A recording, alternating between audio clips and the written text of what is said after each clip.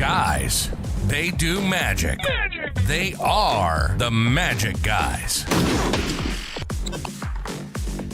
Ladies and gentlemen, welcome to episode 216 of the Magic Guys. To my left, I got Nick K. That's right, I'm Nick K, and joining us this week is Daddy Doug, all the way from his new movie series, Hangover 5. That's my life lately. In Vegas. What's up, y'all? Good to be back. Good to be back. I am suffering from a Las Vegas hangover. This is my life now. Now you're with us in that it's morning for you as well in America as it is for us in Australia. We knew moving to Vegas would get you into the Australian rhythm of time, and now you're nocturnal, so this is perfect. I'm still adapting. Everyone here is like, don't wake me up before 2 p.m. I'm like, okay. Really? You know what else I'm excited about? I'm excited about the idea of being a +1. Ordinarily, someone is always my +1 when I go to events or have tickets to something or whatever it might be. There's an opportunity that you might actually need a +2 when we come to visit, Doug, because Josh and I are going to be in town. We need to figure out what we're going to do. No doubt. Exactly. Yeah. It's coming up soon. My goodness. 3 I months. would be happy to go back to the Let's Talk About Matt Franco's show, which I just saw last night here at the link. Well, you know what? That'll come up perfectly because our episode is Magic cool or cringe? And you just saw what I would say is one of the pretty cool magicians of our time. So I think that'll come in pretty well. I think great to see everyone here live in the chat, by the way. One of you sent in a speak pipe, so I thought we would give our audience the floor to begin today's episode with a questionnaire. So we're going to throw it over to AJ and see what he's up to. First off, love the podcasts. Listen religiously, so thank you for that. I have 90 seconds here, so I'm going to try to get my question out because it's a little bit long-winded. But I am an avid connoisseur of magic books and material. I'm constantly learning. But with that, I keep finding myself getting new material, like constantly. And so I'll end up performing, some things for a week or 2 weeks, and then I move on. And next thing I know, I'm, half a year and a half later, I look back at some notes that I took and at tricks that I once performed that are fantastic, and I've forgotten them. So I guess my question is, how do you dial in material that you want to consistently perform? Because I'm always learning more material and trying to improve, but I'm finding it somewhat detrimental because I don't have a steadfast repertoire, if that makes sense. Okay. So how do you pick kind of your staples? Maybe that's a better way to put it. How do you pick your staples and then create kind of sets based off of that? Anyway, thanks again. Love the show. Appreciate it. Okay. Firstly, really good thought process that he has there, trying to understand that you do sets as you perform and so forth. Can I take point on this one, fellas? Right. Please do start. Yeah. Because this is kind of just reminiscent of what I talk about in my Bible lecture, which stands for Basic Instructions for Being a Leading Entertainer. So it's the very first lecture I ever wrote, and this is going to be of benefit to you. So as far as learning stuff all the time, by all means do that. I do it myself. I'm actually part of a book club where we buy a book every month and we go through the book. We just finished doing Steve Mayhew's book, which I read and skipped through a lot of it just because everything was, you produce the 4 aces and then you produce the 4 aces and then, and I was just like, I don't need any more 4 ace tricks. I know this is great. I know where it comes from. That's great. But I don't care for this. I don't want to add it to my repertoire. Or I read through it and I go, that's nice that I learned that, but I'm never going to add that to my repertoire. So don't feel bad about adding knowledge to your mindset is the first thing I want to say. Now, when it comes to what routines you keep in your repertoire, I think it comes down to the audience. And the audience, if you want to give them the best experience, they'll give you that feedback. So go, by all means, test out new material in between doing stuff. We call that hammocking, in which you'll do a really good routine that you know is very well strong. You'll hammock in between that a routine you're working on, and then close with the routine that you're really, really strong with. So by all means, you still have opportunities to try stuff. But I think that, to long story short, try stuff, learn it, test it on your audience, but let them dictate it. Because I think that if you want to give them the best time, that's what you want to do. Said like a true legend. That was fantastic. And the only thing I'd sprinkle on top of that is I saw a clip of RZ Win talking to Ben Earl the other day. And RZ Win said it pretty well. He's like, he's talking about there's a difference between being an entertainer and an artist. But in this world, the entertainer is what is going to perform to the masses. And he says an entertainer is a professional surveyor. They conduct surveys by throwing out lots of different routines, and they get the results back of which ones the audience like, and then that's what they then serve to them. So in a shorter sentence of what Nick's saying, try lots of stuff. Just remember the stuff that gets a good reaction, you know? Yeah, listen to your people. Yeah. Don't quit playing though. We can always play in the sandbox, right? Yeah. And learn new things, but you want to keep that solid 10 routines, you know, that however, yeah. There's something to be said, right, about you can't purely listen to the audience, because we know if we just went out there with, you know, the 5 best gimmicked effects that will slay, like they will do really well, but then we might not have any soul after a few years of doing it. Well, this is the difference between craft and art. If you're mimicking things you've seen, if your repertoire is all store-bought magic tricks and you're doing the pattern that was in the instructions, you're just a craftsman or a surveyor, right? The artist is the one who has the unique point of view and develops those tricks and the unique presentations and probably changes the magic moments to better benefit his audience. So. Yeah, let me share something off the back of that, because I was jamming with my mentor and good friend, who you know also, Doc Andrew. And we were talking about this. He's working my residencies, these Holy Mollies for me now. And he was showing me this coins across that he does. And there was a final phase that he did in which he was holding the coins palm up, because you had it in a particular type of clip that was like super duper angly, and holding it to like his stomach. And it looks so weird to hold his hands in this fashion, especially when he's wearing this beautiful suit and looks $1 million. But then he's standing like he's arthritic. It just didn't seem right and gentlemanly. Now, we worked on it, right? Now, the routine was there, but through different learnings, we ended up polishing these routines further and further. He ended up calling me the week after we had this jam session and said, "Oh my God, thank you so much for sharing that trick with me.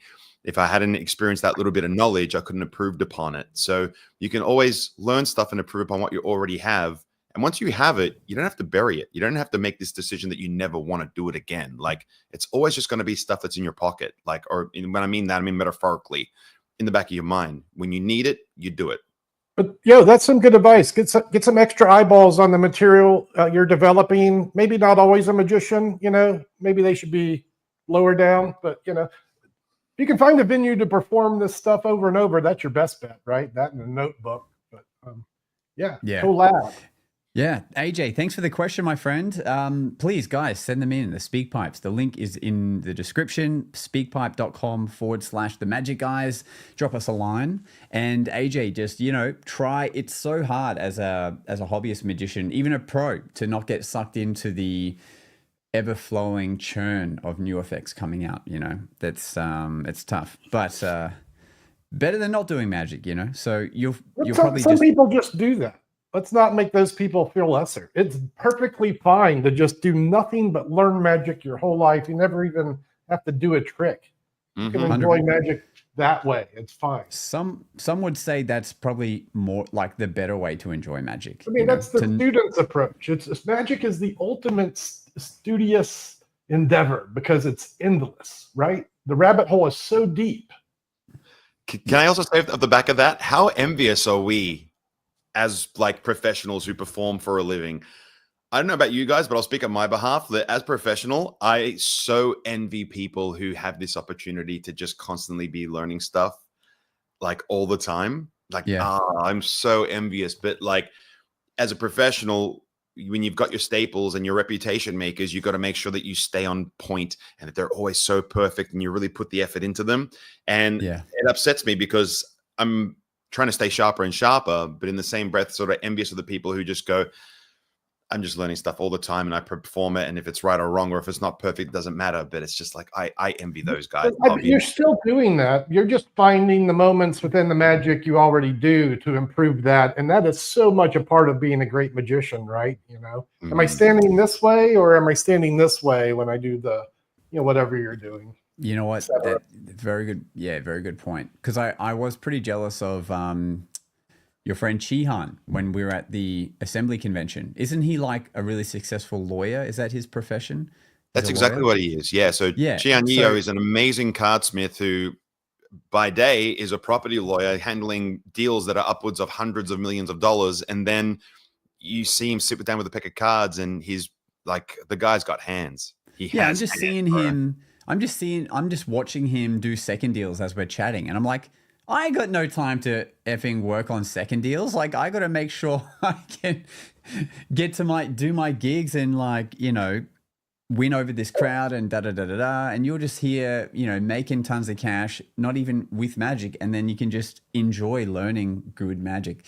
But to what Doug's saying, like, it's really fun doing shows, and we'll do 2 shows a night, and in each show I'll tweak a different way of revealing a thing. Like, for ages I was trying to find the best way to reveal the Rubik's Cube to the audience, and after so many different little nuanced tries, I finally found a way where just taking a Rubik's Cube out of a thing gets a laugh when that should never have been a moment. So those little tweaks are really fun. All right, one more. I'm flashing back as we talked about one of my mentors, Cellini, and he talked about his first lesson with Slidini. Now imagine you've ponied up a few bucks to go study with the great one, Slidini. You're in New York, you go to the studio and you're ready to learn some Slidini magic. Where do we start? And you know where Slidini started? I remember 2 things Cellini talked about. One of them was this: how to walk onto a stage. You know, so that was lesson 1. Enter the stage. How are you doing that? And then another one was how to accept applause. You know, when people are being generous with their, you know, how do you acknowledge that? It wasn't how to laugh. It wasn't, you know, how the empaths or any of that. It was, you know, professional moments that will make your magic better. These are the kind of things we can work on, plus the tricks. So yeah, that's so cool. That's so cool.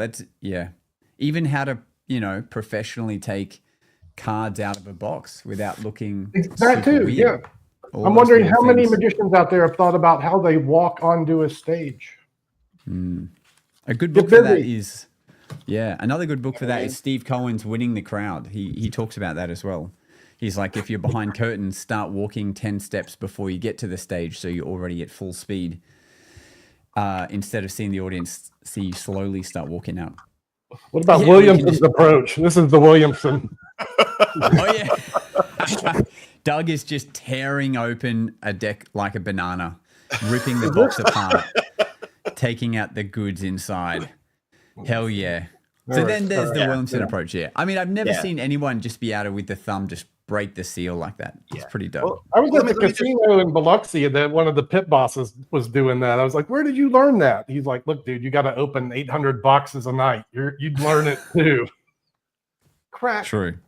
Yeah. And you know what? These are the things that you start focusing on when you want to kind of be in that top 1% of awesome magicians. Okay. Like this is the difference that like, I always talk about it like it's Formula 1 because there's milliseconds between you and 10th place. Like the time from the person in first place is like 0.64 seconds, you know, between that and last. So you've really got to start peeling off milliseconds and just doing little things to get better and better and polish. And it comes in so many different formats, which we're coming down a rabbit hole, which is probably a little bit further away from what the question was. But these are the sorts of things we think about as we go along.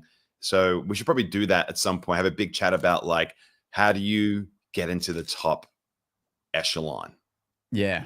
I mean, and even just for winning over an audience, like there's like milliseconds between you seeming cool and you seeming cringe. Oh, you know? yeah. You know? Well, you know what I'm saying? Right Is that into a this segue? episode's theme. Could we just segue? There, yeah. I was meant to hit the air horn, but instead I changed my voice. But we roll with it. You know what I'm saying? So today's episode, we've called it, are magicians cool or are they cringe? There's 10 questions we're going to debate and just riff on here, and we'd love to hear your thoughts in the chat, in the live chat as well. Starting with number 10, which is about our attire, our costume. So it's titled Fedora or for Pass. Is what we wear outdated stage fashion that screams being try-hard, or should magicians dress like real humans, or could it be stylized if owned with confidence? I'm going to throw it over to Doug first. He's seen many magicians' attire over the time.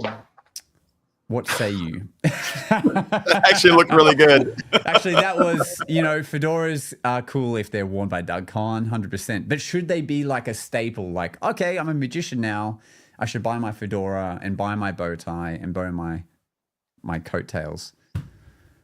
Yeah. What do you think? I think in the modern age, we can wear what we want. I think this kind of started with David Blaine, when he decided a T-shirt was cool. But really, it's Robert Houdin who changed it back in the 1800s when he put on a tuxedo instead of a wizard's robe with a dunce hat. I think it all boils down to character, right? It's like, what image are you trying to portray to your audience, and what costume does that best? Yeah. Also, it does serve a purpose in some routines. I mean, I use a bowler's hat in my cups and balls routine, and as a result, I made it part of my character and my costume and everything else. Nowadays I don't. I've shied away from that as much, but whenever I do that routine, the hat comes out. And I tell them the mythology of the routine and how long I've been doing it for and whatever else. So. And I think if you're going to do something, or if it's going to be part of your costume, like if you were going to be like the punk rock magician and that your jacket was covered in like bobby pins, then use the bobby pins and do like a pin link type thing. You know what I mean? Like, I think things that are indigenous to your location and to your person. Doug, do you remember what kind of attire Matt Franco was wearing at his show? Matt was in a black suit. Black suit had some white stripes on the arms, which I didn't really like, but it's a creative choice that I guess, because he does a lot of sleight of hand in the show, it draws attention to that body part. All black, and then just white stripe along the lower part. It wasn't even like everywhere, just that single feature. He did do a costume change midway through like the show. this? That's it. So for example, I guess this is a good starting point. So what I'm noticing is he's wearing a T-shirt under his suit jacket. Very casual. Yeah, he had on like a simple jewelry, and that. Yeah. He changed coats once during the show to a maroon jacket. And I'm looking at David Copperfield, and I don't know, like I'm seeing two different versions of Copperfield on stage. One is him in a suit, but he has no tie or anything. It's an open shirt, right? So he can show a bit of the chest. And then the other version, which I in my memory, this is how I see Copperfield a lot, and it's the version where he has a white T-shirt and then like a long-sleeved, unbuttoned blue shirt. And that's not your classic suited up three-piece magician at all. And then you got David Blaine, always rocking T-shirts. Ozzy Wind, one of my favorite magicians, wears a T-shirt and then a jacket. This show right here, this Las Vegas late night magic show, is a great example of how you can portray magic in many characters. One of them is a wrestling character. He wears a wrestling mask. The Shocker, Greg Dow, getting the name right. The MC is a boisterous comedian and comic book jacket. Bizarro is his. Everybody knows Bizarro. He's got his own thing going on. The female magician was sexy and a little bit scantily clad. So, and all of them were killing it with their own point of view, using the costuming that fits their character. I think you nailed it, Doug. I think it's bringing your point of view is maybe the more important thing, because now that I'm looking at all of the top magicians that sort of the layman might know of, none of them are really rocking a 3-piece suit that we're used to wearing, like to a corporate gig where we need to match the audience and stuff. But it's something to consider. It doesn't have to be your go-to. More importantly, it's got to be your character. And I love that. I don't know why I took so long to like stop wearing a tie to gigs for me personally, because I would never normally wear them. And yeah. Back in the 90s, I was table hopping brunch in a 3-piece tuxedo, fucking whole 9 yards. Tails. I'm in tails in the 90s, baby. I had to grow out of that. I think you should look like you have somewhere better to be, is what I think. I figured that out about 8 months into that gig. I'm like, I got to get rid of this thing. This is horrible. And then blue blazer. It's kind of my go-to since, Yeah. Now, Nick, you work a lot with costuming, and some of your stuff is required for some of your routines and stuff. So, well, yeah, what are your thoughts, man? Dude, I think like stuff I do is costume dependent, and I've got, like tuxedos, I got like sports jackets, I've got all types of clothes to suit what I need to wear, and they're all built for different purposes. But I think there needs to be a level of, is it genuine? You got to be genuine to some degree. You know what I mean? So I think that works really well. A lot of people try to portray themselves as something that they're not, and it kind of shows through if they haven't developed their character, because I think your character should be a higher version of yourself, and not like a totally left of center version of yourself. I had a conversation recently with a good friend, Lewis. We were jamming with him at the Assembly, if you don't recall who he is.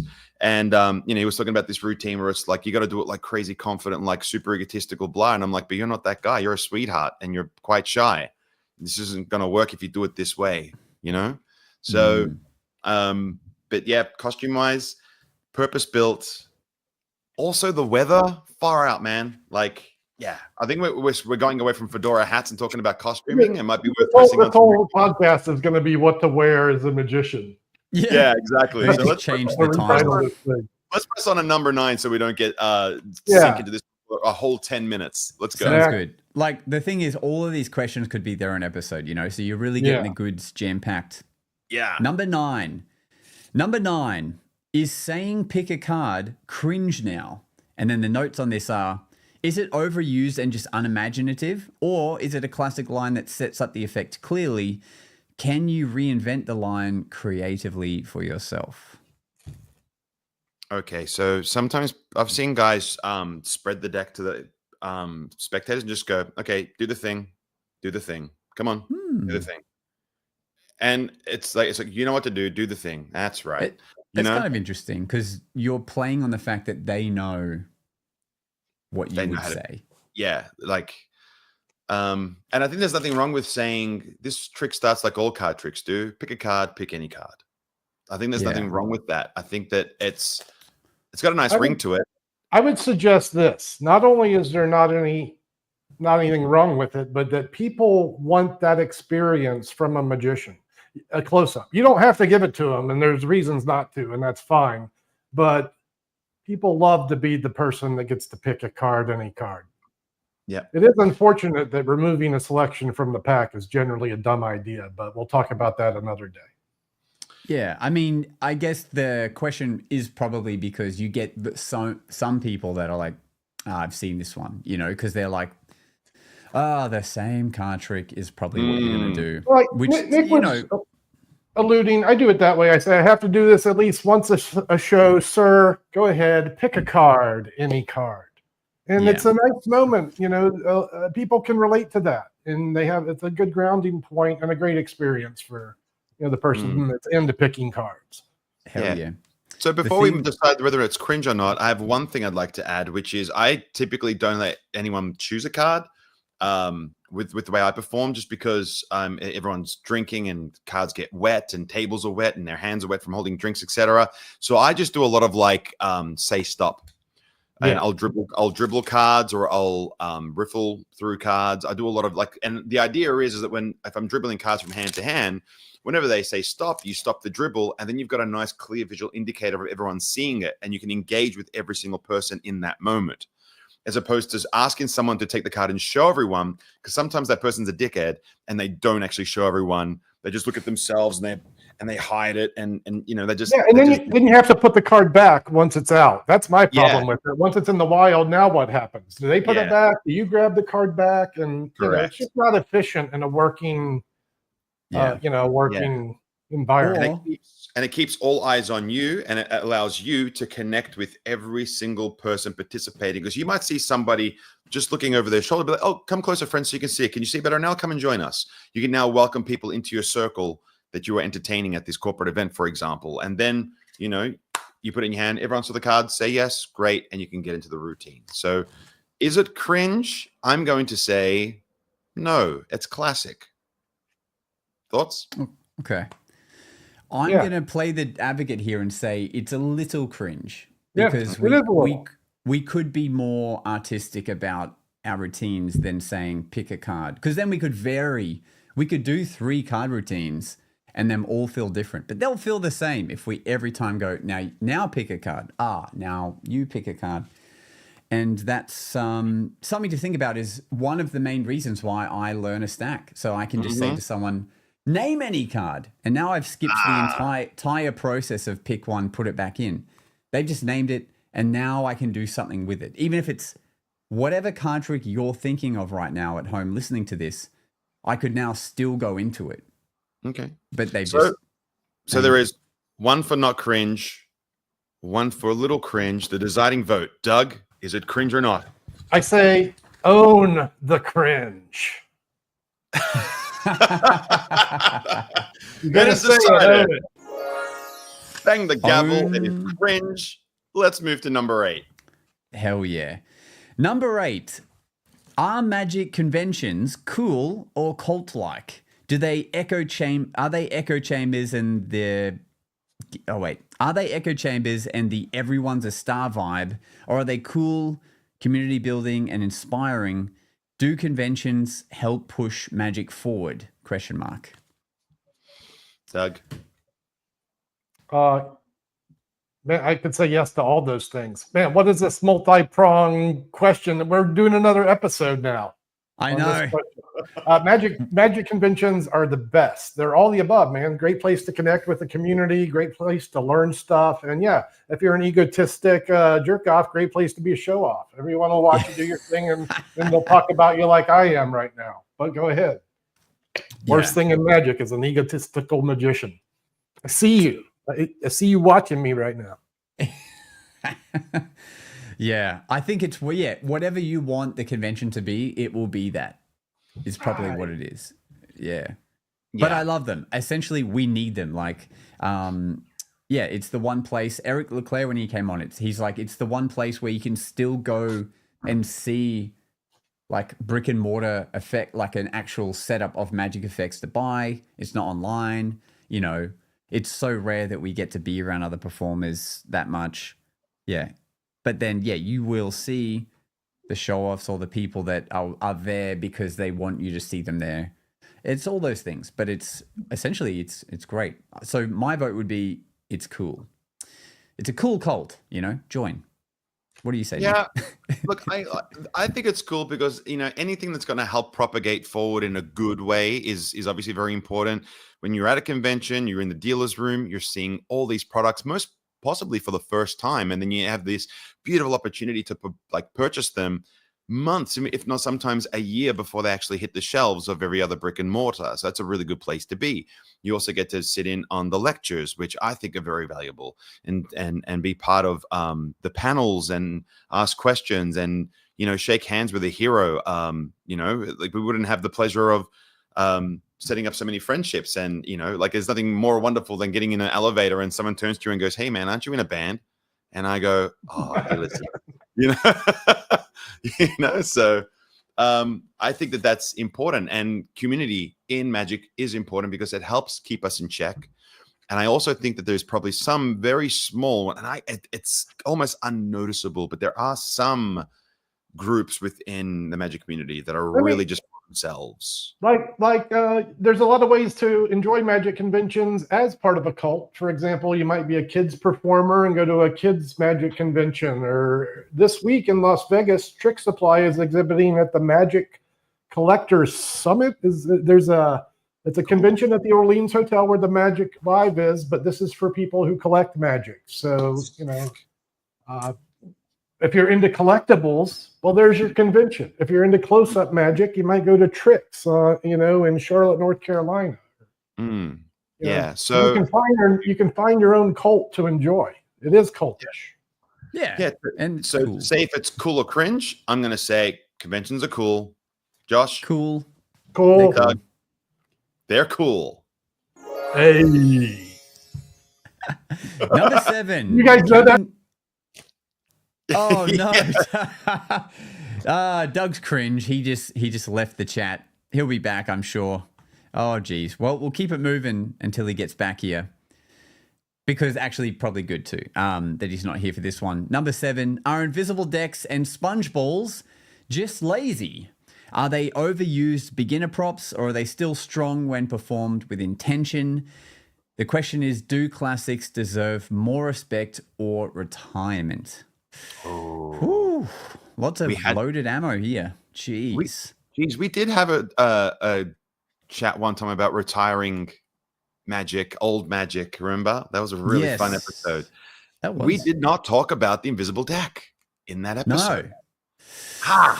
When was the last time, Nick, you would have performed with the classic invisible deck gimmick itself? I know you have your own beautiful version, which is what maybe an artist should do, but when did you last use an invisible deck? Honestly, I bought one in the first year of me doing magic, and I never performed it. Ever. Right. Okay. Yep. Myself, I have one invisible deck I own. It's a bicycle deck, and the box is getting so tattered because it just lives in a box somewhere that I can get if I need to, but don't use. Okay, when was the last time you did a classic sponge ball routine? I do not do sponge. Interesting. I also couldn't tell you where my sponge balls are right now. When I would do gigs, I used to keep them just in my back pocket in case there was kids there. Yep. That was before I got my hands on the lucky ladybug. And now that's my preference if there are kids there. And or if there were just overly drunk people or people, from a different country that I couldn't communicate with, sponge balls is an easy way to show them something in a particular environment. But yeah, I don't perform sponge balls either. So the question is, without Doug here to explain why they should not be cringe, I think maybe they're cringe. Well, okay. All right. Let's talk Let me about say it, something in defense of that then, just for the sake of indifference of this conversation. Yeah. The reason why I will never slander the invisible deck is because it is probably the best card trick ever made. Okay? Name a card trick better than that. Probably, would be like a personal preference of saying nothing beats Akon. That's the most magical card shit you can ever do. And you're right. That is probably the most magical card stuff you can do. I agree with that. Yeah. But I'm always reminded of what I heard in the Mark Mason lecture because as he produces products, and the first thing they said to him was, Mark, I have an idea for a trick. And he says, is it better than invisible deck? And if the answer is no, he's like, don't talk to me. So that. If we go to the chat real quick too, we got Alex saying, if it ain't broke, why change what you're doing? We got Tim saying it's all about the performance, which I very strongly like that comment. Scott Link is saying, it depends on this. I like, this might be why you and I don't do these two effects. It depends on statistically if they've ever seen many magicians live. And that's something I do try and avoid. I try and avoid mainstream effects so that someone can happily watch me do magic. And then when they see someone else, they can still enjoy that mainstream effect if they're doing it. If there's a problem if an audience is always seeing every magician do invisible deck and double cross. You know, that's a problem. So I think that's a great one. It depends how much magic the audience is seeing. Alex is then saying, because then you have to ask this about Professor's Nightmare, Current Restored Robe, Matrix, book tests. Fair enough. Okay, and, so yeah, great questions here. I think if we were to reframe the question, let's just is it fair in saying the question wasn't more so about those two props, but more so about classics? Is that fair to sort of synopsisize that? The end question is, do classics deserve more respect or retirement? I believe that classics are classics for a reason. Never should anybody retire something like, what's a classic song? My Way by Sinatra, written by Paul Anka. That song should never, ever be retired and never sung again. Okay? Like, that is an absolute banger, and it needs to be around forever. Candle in the Wind by Elton John needs to be around forever. Whatever from the Beatles, like, classics are classics for a reason, man. They've got to stick around, because they are classics. One, and like, imagine saying to someone that, like, you can't watch The Matrix. You know, like, that's a classic film now. You know what I mean? Like, you've got to watch the Matrix or Die Hard. Like, come on. Like, classics are classics for a reason. They're not cringe, and they need to stick around. All right. Here. Agreed. This is going well. I would say they're a little cringe if everyone's doing just that. I think it's the difference between being the entertainer and the artist. Like, the artist should learn them, use them for when they need to, but then quickly try to come with your own versions that, you know, help you stand out. Like Snow White. You know what I mean? Like, when they did Snow White again. Exactly like Snow White. Yeah. So they should not have picked her. It was so much better. That's funny. All right, here we go. Number 6, counting down. Oof. Is magician voice a crime? Are the tones and fake mystery and fake elegance cringe? Or is the vocal control and presence that magicians use, does it elevate the act? And then the challenge is, can you perform in your natural voice and still command the room? And we welcome back Doug. Welcome back, Doug. Chat. Check 1, 2. I'm on the phone. How do I sound? Okay. Ooh, Sound great, sounding great. Good All right, stuff. cool. Back to normal. That's just why a reminder, everyone, this is live. the Magic Guys Live. The Magic Guys Live. This is unrehearsed, unedited. This is just straight up raw dogging. Heck yeah. Yeah. So we're kind of glad you weren't here for the last question, Doug, because we're talking about Invisible Deck and Sponge Balls. But now we're on to question 6. Worst tricks ever. Excellent. So we're talking about the magician voice, the voice that magicians put on when they go on stage to, like, you know, create mystery and, you know, have this sort of elegance to their way they speak. And the question is that cringe or is that elevating the act? And then the underlying challenge is, can we perform in our natural voice and it still command the room? Dun, dun, dun. You want to go first, Doug? Because I have very strong opinions about this. I'll briefly say, we've kind of mentioned this already. It's be an exaggerated version of yourself. That would include speaking in a more exaggerated version and probably louder. And that's my thought. Well said. Well said. I think it's funny. I'm trying to think of, there was this time where I was chatting to a guy who did magic part-time, and we're chatting like Aussies. We're like, yeah, mate, yeah, blah, blah, blah, and this, that, and the other, and oh, yeah, I love that effect, and blah, blah, blah. And I'm like, oh, can you show me a trick? And he's like, oh, yeah, there is one I know. Here we go. And my girlfriend's next to me. He's like, all right, here we go. Man, could you take out any 3 cards you want?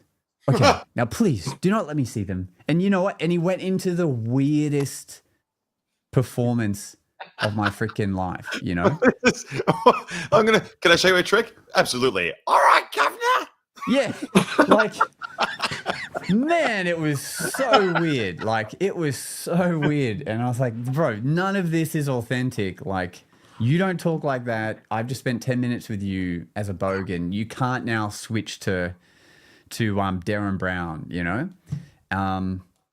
So Okay. that was a bit Let weird. me throw that here. Carissa Hendricks plays a character called Lucy Darling, and her accent that she's developed over the years, like it doesn't exist. She's purposely done an amalgamation of several characters, and we should bring her on the show to talk about this, to make this particular accent. And no one knows where she's from. She could be Dutch, she could be French, she could be so many different things you would never know, but it works. And it's this beautiful accent that's like everyone should be able to identify with it in some capacity or another.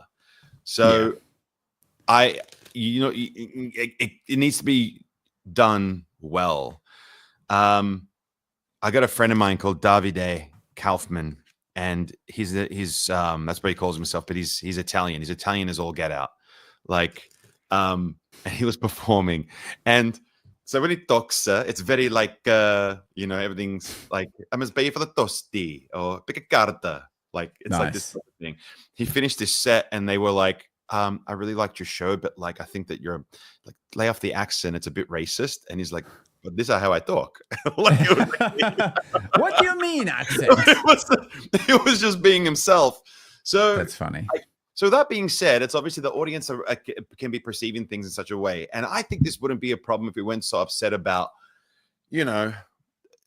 social warrior type folk, pronouns, the whole hamburger. Like, this is all stuff that now has come into the equation of us addressing audiences. You can never, it's almost very scary to say, may I have your name, miss? I don't gender. I gender nobody, bro. I just go, what's your name, friend? And if I call a woman anything, I call her Your Majesty. What's your name, Your Majesty? Because that could be either or, right? But it's just the means of me setting a status in which saying that, like, I'm here to serve you, Your Majesty. This is my job. I'm just a jester. And you call anyone that, they go, okay, cool. Look, we've created a standard here. He's sort of acknowledging me. That's the important thing. I've heard of scenarios where a friend of mine who does, Tim Ellis does a routine. He opens his show. He's a Mad Hatter, and he's an amazing Mad Hatter. And he gets on stage. Good evening, boys and girls, men, women, blah blah blah, and beautiful creatures of all denominations.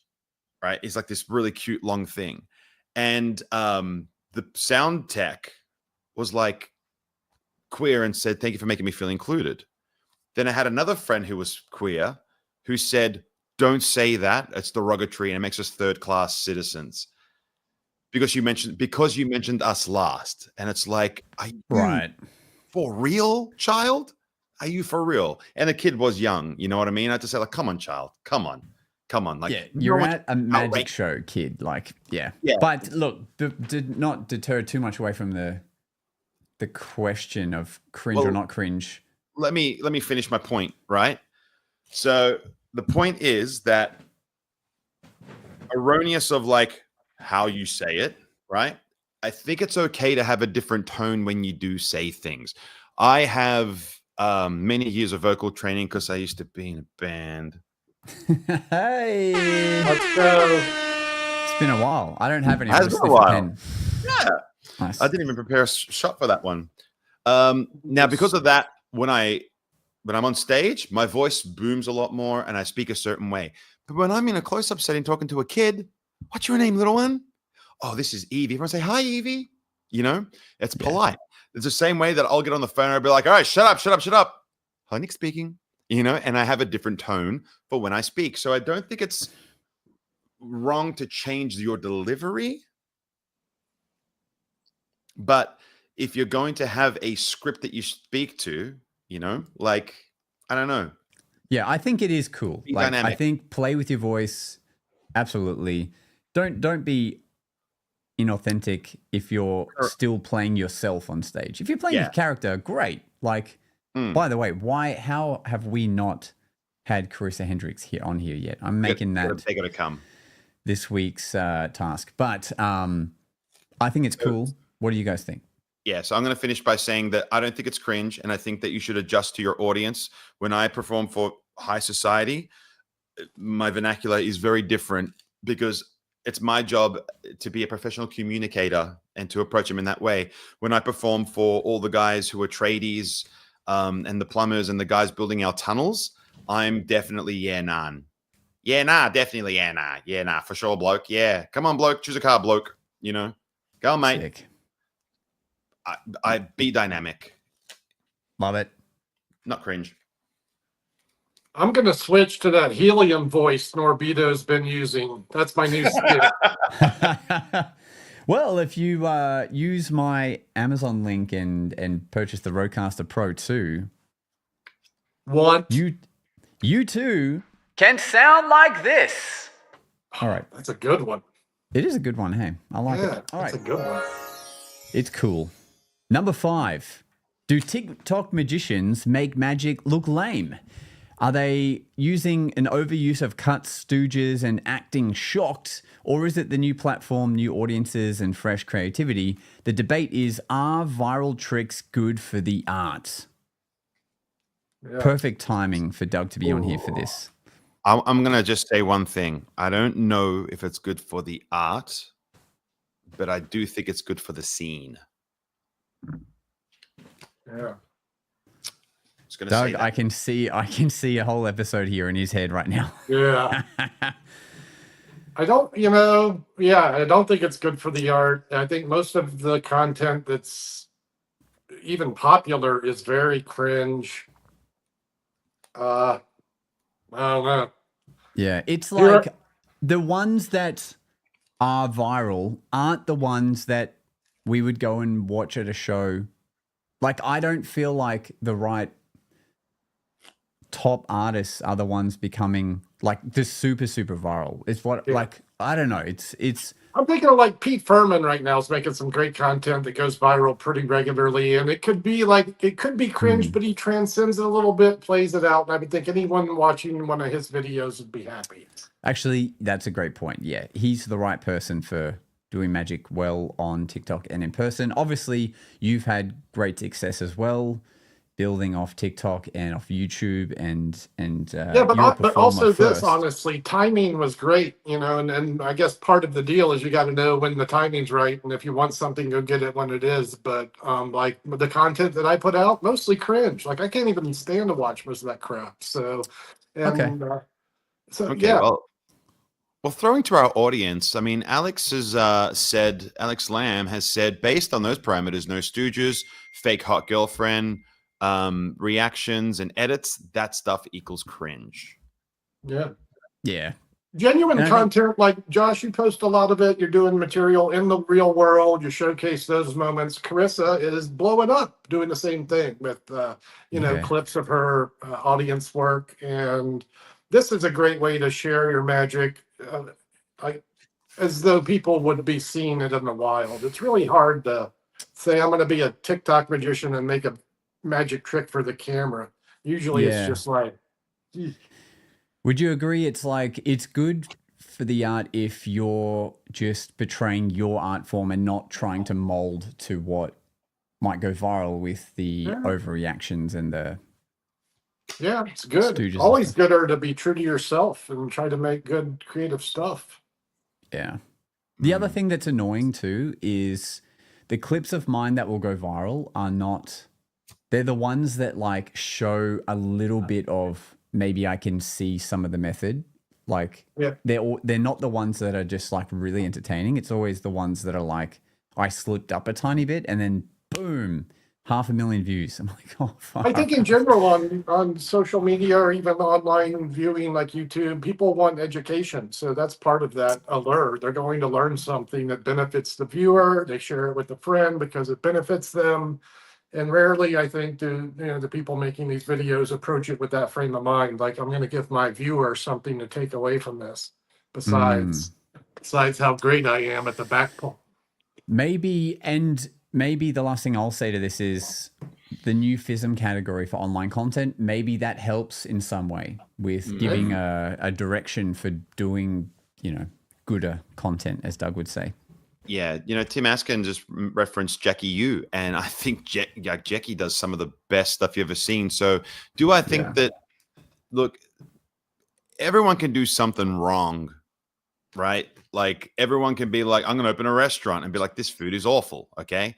I'm going to do magic. You're doing it awful. I don't think it should be stopped. I don't think it's entirely bad, but I think that because it's in its adolescence, that hopefully that it doesn't get worse. And hopefully with things like FISM and like amazing people who create stuff like the Jackie Hughes of the world, the Alex Boyer, Jesus Christ, his stuff, Dennis Lim. Oh, Dennis his Kim's stuff. was insane. Dennis Kim, sorry. Yes. Sorry, I misspoke. Dennis Kim, like his thing with the mirror. Oh, Jesus Christ. Like it is that it's stuff. insane. Yeah. I watched that and I think to myself, like, where do you even read that? Where do you even read that stuff to come up with it? Like, that is so good. It hurts me. So that stuff, as far as the art form goes, I'm going to say, hell yeah. And then all the stuff to do with the exposure and all that malakia, I'm going to say cringe. And agree with Alex Lamb on that one. I think that, let me say, even if you're producing cringe content, the process of doing so is beneficial because you're going to try a little harder to get this thing right. And I don't know that a lot of magicians even try that hard to get it past the mirror. You watch yourself in the mirror, you say it looks pretty good. But if you actually go to the length, so you're going to put something on video for social media, you're probably going to rehearse it a little more. And so, and if you like doing it, maybe one day you'll be really good at it and just become a better magician in the process. So I think it's okay, and it's not harming anything because no one's going to see those bad videos. A couple hundred people might see them. It's not going to matter.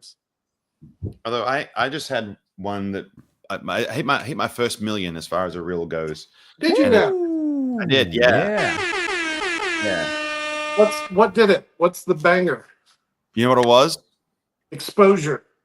Deuce Scala's Lucky Ladybug. That was Let's it. go. What? That's the video? Yes. That's the video. I thought it was your coins across that was going to hit a mil. That did $500,000, I think. What? Yeah. All right. So, what the actual crap? Shout out to Deuce Scala's Lucky Ladybug. It got me 1 million views. Doing it at This a is lovely ladies. It's a live performance of an effect where I'm sure the person is reacting wonderfully to the trick, and that's what I'm talking about. Everything I've done where I'm 2-screen and I've really polished it up and I've set my lights properly and I've spent half a day trying to get it right and worked on it for weeks. Couple of thousand views. Something where somebody who's damn near has Parkinson's and can't even hold the camera straight and shake. They're polite enough to film it and send it to my socials, which I then repost, and it gets 1 million views. So is this on TikTok you're referring to? I'm talking about Instagram. Because I'm looking on Instagram and your Lucky Ladybug has 4,000 views, at least the one with the kid at Tom, but the 1 million viewed video is the one that's my mistake. I'm seeing it now. One with the lady. Oh, this one here. Yeah. Okay. Wow. Lucky Ladybug at a corporate event.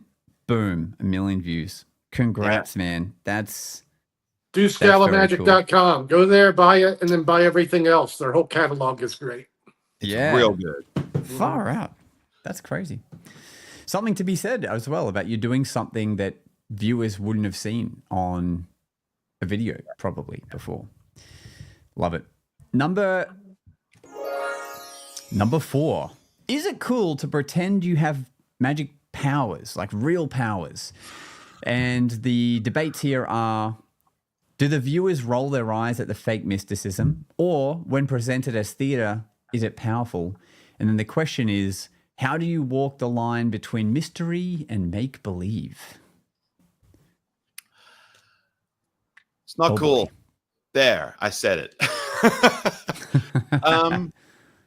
Oh, dude, it's interesting because you see someone like Copperfield and you go, this is magic. This is real magic. Like it's like Disney. It, you're like, yeah, it's like this is crazy. I don't know. Beauty is in the eye of the beholder. As I was talking with my wife last night, she can't stand the goat. I was like, you want to go see Copperfield instead of Matt? She's like, no. Yeah, I can't stand the way he does magic. Yeah, I had a friend who's not a magician at all and went to Vegas, saw Copperfield, saw Chris Angel, and could not stop raving enough about Angel.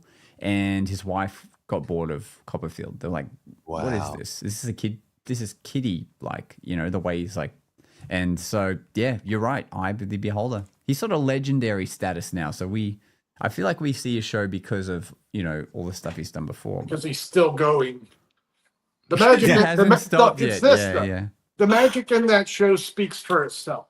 So, the Yeah. performance, okay. You might have a good night, might have a bad one. You're going to love the magic, though.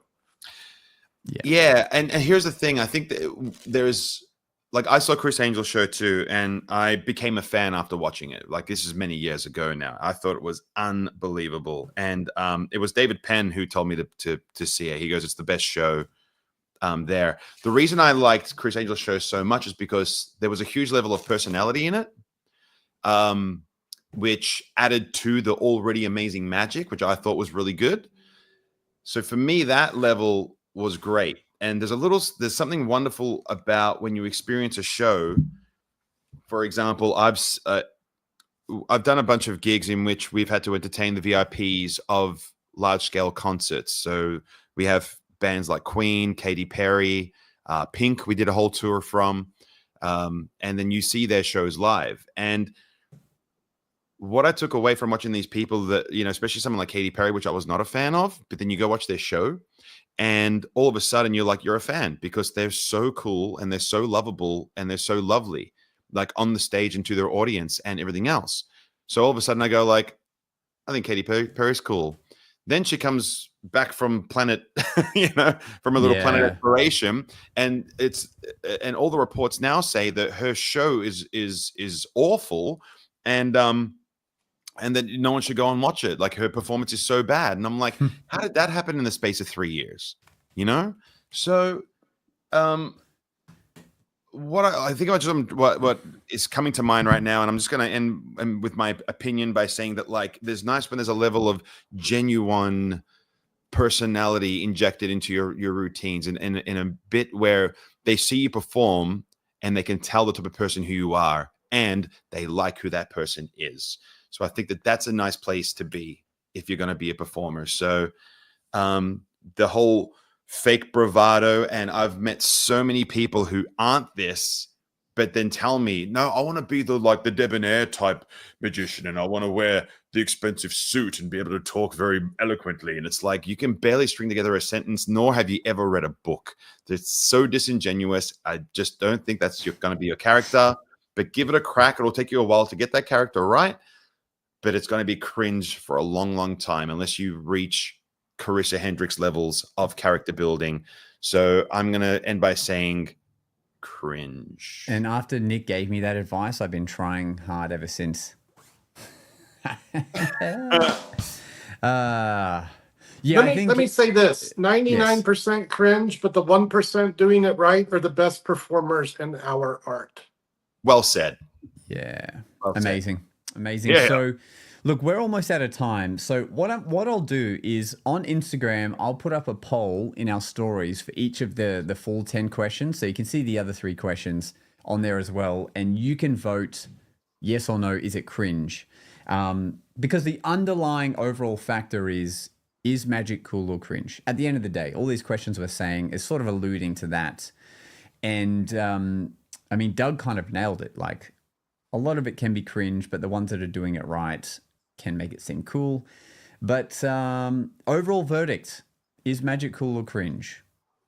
I would say, if I had to really put it in a category, I wouldn't give it the cool category, but I also wouldn't give it the cringe category. I would give it, like, as a person walking into a party and being a magician, I would call it the quirky fun category.